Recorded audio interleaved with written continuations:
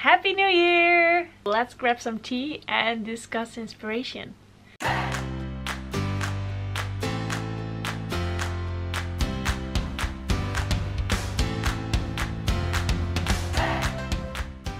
When I was on a Make and Decorate podcast a few weeks ago with Stephanie, she asked me where I get my inspiration. And in this video, I want to share that with you. I think inspiration can come in so many different forms. For me, it's not one thing that makes me get new ideas or makes me come up with new projects. My inspiration comes in many different forms. One thing I like to do is look through books. I have quite a lot of crafty books, and that's not only quilting or crochet books. It's about many different subjects. For example, once I bought a book in France when I was on holiday there, and it's about making bags. I haven't made any project from that book, but I love flipping through it because the pictures are so beautiful, and looking at a different technique or a different style than your own can give you inspiration. That's also why I like to follow people on Instagram from other kinds of crafts. So I love following illustrators and graphic designers because they are so good with shapes and forms, and especially I love geometric shapes and forms. So here are a few of the people I love following on Instagram. And as you can see, they have nothing to do with quilting, but they do use color in a pretty way or use shapes in a really pretty way. So looking at those accounts inspires me to design things for Sugaridoo. Something else I like to use as inspiration are color schemes.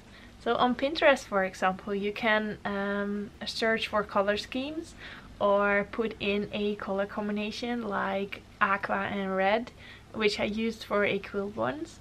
And when you put that in and search for color schemes, you get wonderful color combinations and ideas of objects or shapes or things that they combined in that color scheme.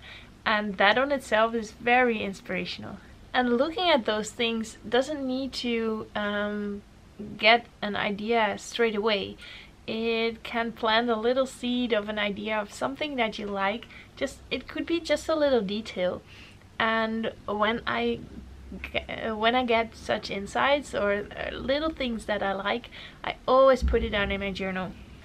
I have a journal with me always and everywhere, so I always put ideas in there. It doesn't matter when or where I get an idea, I just write it down or draw it down, and then over time, I also wrote down time as inspiration, because over time I can look back to all those little snippets which I jotted down, and then maybe come up with ideas.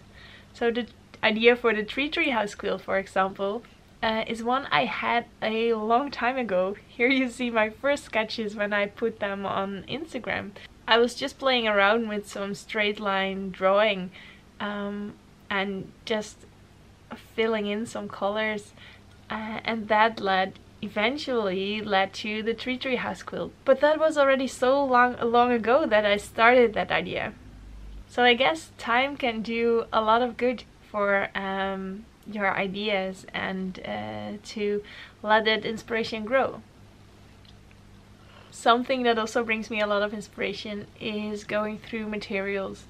I love just taking out my boxes of fabrics and going through them or reordering them by color or by fabric designers, or just to feel the fabrics and see the designs on it, and maybe stack some of the colors that go well together and just put it as a pile in front of me for a few days, and then I think I just let it sink in or something like that. It's not that I get a specific idea from it, but it just gives me little things that I can put down in my journal, or I can do some sketching from.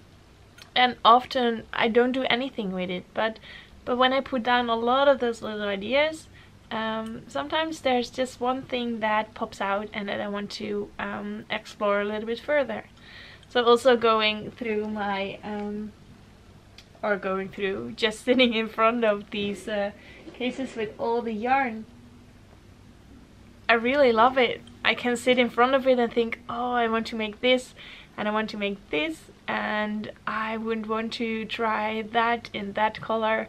A lot of ideas that don't necessarily need to work, but I just put them down in my journal or try a little bit. Just pick some yarn and a crochet hook and go sit with a cup of tea and just try something. So when I want to make something and I have no clue what I should make, I could pin that on, I have, like you have writer's block, I have creator's block, I have no clue what I should make, and there's no good idea in my head and I have no clue where to start. Then I love to just pick up a project which I was already working on, or just start a project which I already made before. And by just working with materials that I love, so a pretty yarn color or just a nice crochet hook that I love to use, that brings me in a kind of flow, which get me out of the mindset that I cannot create and I don't have new ideas. Just starting to create something, it doesn't really matter what, can bring new inspiration for new projects. Going outside is also a good one. So going outside of the house, maybe walking through nature, looking around.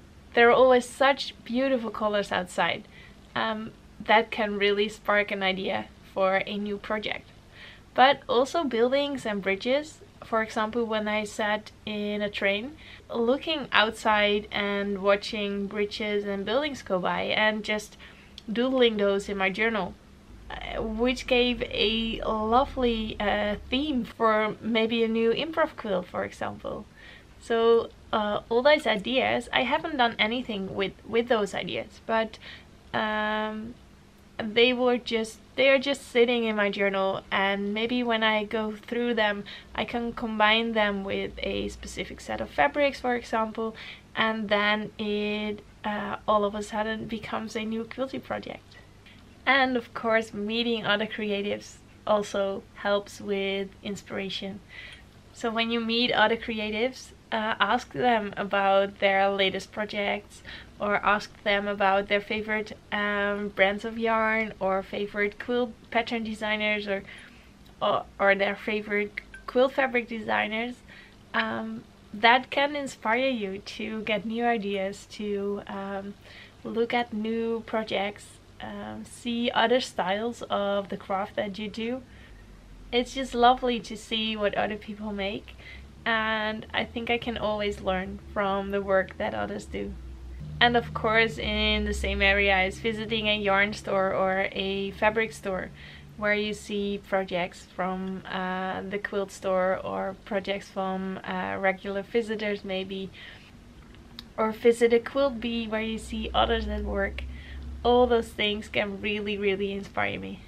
And when I want to go from inspiration to a real design, well, like I said, most of all, I just give it time. I put it in a journal, and then it's, I guess, also somewhere in my head developing, if it's really something that I want to work on. And then when I guess it's the right time, I flip through my journal looking for something, then something might just stand out, so then I pick that, and then I start developing it. I start drawing it and doodling it over and over and over again, so that I have multiple versions of a design until I have something which I really like. And then I start keeping the size of the project in mind, so then I choose if I want to make a wall hanging or a big quilt like the tree house quilt. So then deciding on the size of the blocks, how many trees, how many houses. When I get to that specific state, then I mostly put my design in Electric Quilt 8. So then I can easily move around with blocks and with sizes. And then I can also easily see how the design looks like with many blocks, or with a few blocks, or very big tall ones or small ones. Yeah, so then I go from sketching to a digital design, and also then I can fill in with some fabrics, fabric colors, so that really gives a good feeling of how the final product is going to look. So now at the beginning of the year, I guess it's a good moment to redo an overview of my whips. I've finished quite a few of the projects that I've shown in a previous whip overview video. And I guess also maybe look through my journals and see which are the projects that speak to me and that I want to do in 2019. So that's it.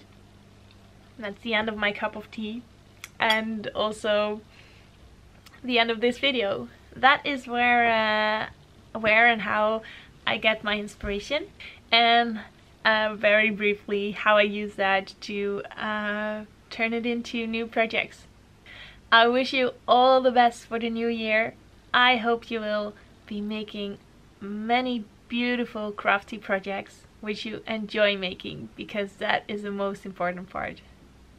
Thank you so much for watching, and I hope to see you again next week in a new video about the Tree house quilt, where I'm sewing all the blocks together and maybe even start quilting.